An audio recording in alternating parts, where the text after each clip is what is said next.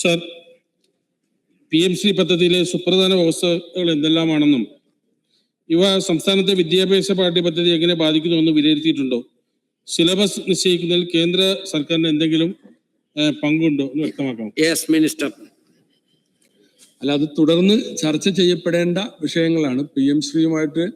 PMCയുടെ വ്യവസ്ഥകളുമായി മുന്നോട്ട് പോകുമ്പോൾ അതിൻ്റെ സിലബസ്, സ്കൂളുകളുടെ സെലക്ഷൻ, ഇതൊക്കെ പിന്നീട് തീരുമാനിക്കേണ്ട വിഷയങ്ങളാണ്.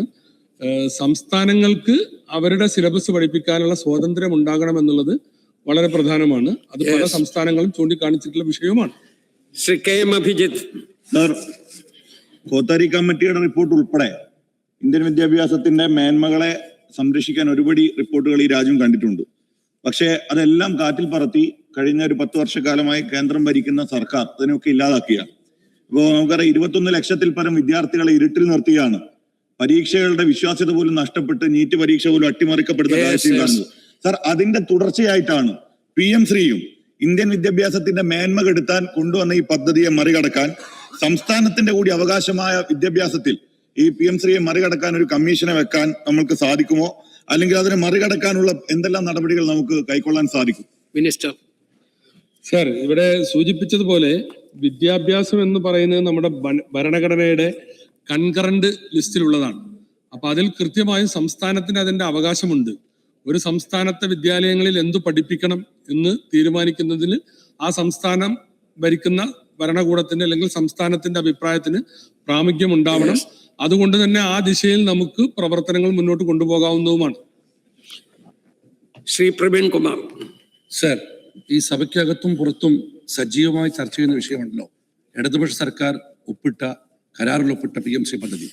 ഈ പദ്ധതിയിൽ നിന്നും പിന്മാറിയാൽ കേരളത്തിലുണ്ടാകുന്ന സാമ്പത്തിക നിയമ പ്രത്യാഘാതങ്ങൾ എന്തൊക്കെയാണെന്ന് വിശദീകരിക്കാമോ? മിനിസ്റ്റർ.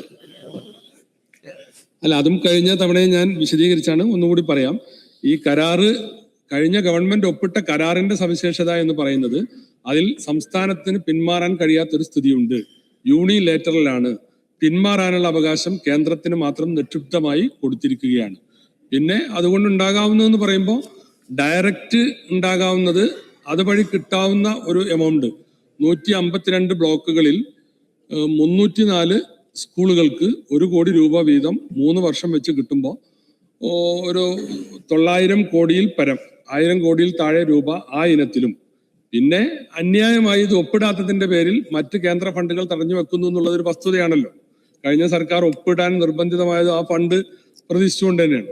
അപ്പോ ആ ഇനത്തിൽ ഇവിടെ SSKക്ക് ലഭിക്കാനുള്ള 1100, ഞാൻ നേരത്തെ സൂചിപ്പിച്ച 1150 കോടി രൂപയും കിട്ടാതെ പോകുന്നുണ്ട്.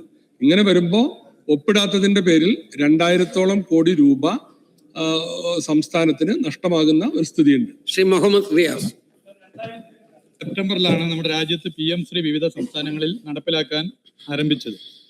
ഇതിൽ കോൺഗ്രസ് ഭരിക്കുന്ന സംസ്ഥാനങ്ങൾ, ഇന്ന് പലയിടത്തും കോൺഗ്രസ് ഭരണമല്ലെങ്കിലും കോൺഗ്രസ് ഭരിക്കുന്ന സംസ്ഥാനങ്ങൾ രാജസ്ഥാൻ, ഹിമാചൽ പ്രദേശ്, ഛത്തീസ്ഗഡ്, തെലങ്കാന ഇവിടങ്ങളിൽ കോൺഗ്രസ് ഭരണകാലത്താണ് PMശ്രീ ആരംഭിച്ചത്. ഇതിനെക്കുറിച്ച് UDF സർക്കാരിന്റെ നിലപാട് എന്താണ്? ഇതേ മാതൃക പിന്തുടരാനാണോ കേരളത്തിലെ UDF സർക്കാരിന്റെ ശ്രമം? ബഹുമാനപ്പെട്ട മന്ത്രി. അത് ഈ ചോദ്യത്തിന്റെ പരിധിയിൽ വരുന്ന സംഗതിയല്ല. ഏതായിരുന്നാലും ഇവിടുത്തെ സാഹചര്യങ്ങളെ സംബന്ധിച്ച് നിങ്ങൾ ഒപ്പിട്ട് വെച്ച് കഴിഞ്ഞ ഗവൺമെന്റ് ഉണ്ടാക്കിയ ഒരു പ്രതിസന്ധി നമ്മുടെ മുമ്പിലുണ്ട്. അപ്പോൾ അതെങ്ങനെ പരിഹരിക്കണം എന്നുള്ളതാണ് ഇപ്പൊ ഞങ്ങൾ പരിശോധിച്ചുകൊണ്ടിരിക്കുന്നത്. മറ്റ് വശങ്ങൾ ഈ ചോദ്യത്തിന്റെ ഭാഗമായിട്ട് വരുന്നതല്ല.